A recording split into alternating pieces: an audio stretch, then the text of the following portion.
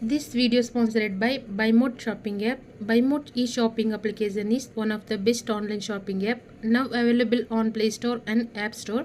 Click below link and install application. Thank you. அனைவருக்கும் வணக்கம். இந்த பதிவுல நாம மார்கழி மாதத்துடைய சிறப்பையும் நினைத்ததை நிறைவேற்றும் பிரம்ம முகூர்த்த நேரத்தில் செய்யக்கூடிய பூஜை வழிபாடுகளை பத்தி தான் தெரிஞ்சுக்க போறோம். தமிழ் வருடத்துல 9வதா வரக்கூடியது மார்கழி மாதம். இந்த மார்கழி மாதம்ங்கிறது இறைவனுக்குரிய மாதமாகவும் சொல்லப்படுது. மற்ற மாதங்கள்ல ஒரு நாளோ ஒரு கிழமையோ மட்டும்தான் இறைவனுக்கு உகந்ததா இருக்கும். ஆனா மார்கழியில மட்டும்தான் அந்த மாதம் முழுவதும் இறைவனுக்கு உகந்ததாவே போற்றப்படுது. இந்த வருஷம் டிசம்பர் 16ஆம் தேதி காலை 6:57 மணிக்கு மார்கழி மாதமும் பிறந்துருச்சு. ஜனவரி 13ஆம் தேதி வரைக்கும் இந்த மார்கழி மாதம்ங்கிறது இருக்கும். இந்த மாதத்துடைய முதல் நாள்லயே எல்லாருமே பூஜை வழிபாடுகளை செய்ய ஆரம்பிச்சிருப்பீங்க. ஆனா சில பேருக்கு இன்னமும் நிறைய கேள்விகளும் சந்தேகங்களும் இருக்கு. அதோட தெரியாதவங்களும் நிறைய பேர் இருக்காங்க. அவங்களுக்கெல்லாம் கண்டிப்பா இந்த பதிவு பயனுள்ளதா இருக்கும். அதனால வீடியோவை ஸ்கிப் பண்ணாம முழுசா பாருங்க. இந்த மாதம் பிரம்ம முகூர்த்த நேரத்துல இருந்து நீராடி நம்ம வீட்டுல பூஜை செய்யறதும் கோவிலுக்கு போய் வழிபாடு செய்யறதும் விரதங்கள் இருக்கிறதுனாலையும் நம்முடைய பாவங்கள் கர்ம வினைகளை நீங்க செய்யும். இந்த மாதம் முழுவதும் நாம விரதம் இருந்து வழிபட்டா இறைவனுடைய அருள் முழுவதுமாவே நமக்கு கிடைக்கும்னு சொல்லப்படுது. இறைவனை வழிபடுறதுக்காகவே ஒதுக்கப்பட்டதுனால இந்த மாதத்துல எந்தவித மங்கள நிகழ்ச்சிகளும் நடத்தப்படுறது இல்ல. மார்கழி மாதத்தை தேவர் மாதம்னு சொல்வாங்க.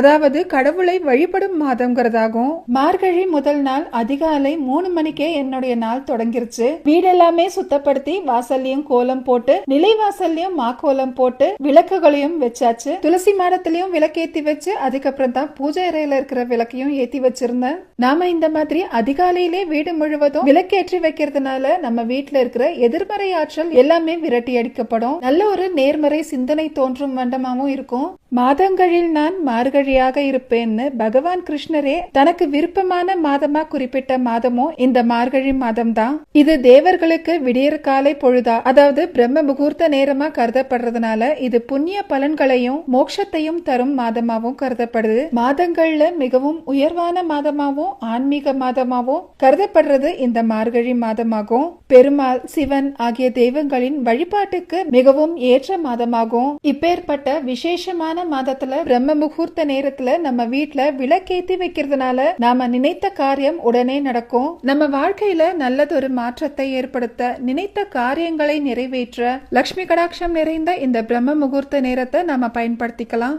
பொதுவா பிரம்ம முகூர்த்தம்ங்கிறது பிரம்மன்னு சொல்லப்படும் நான்முகனை குறிக்கக்கூடியது. படைக்கும் தொழில் புரியும் நான்முகன் தன்னுடைய நாவல சரஸ்வதி தாயார அமர செஞ்சு 24 கலைகளையும் படைத்தார். பிரம்ம முகூர்த்தத்துல திதி, வார, நட்சத்திர, யோக தோஷங்கள்ங்கிறது எதுவுமே கிடையாது.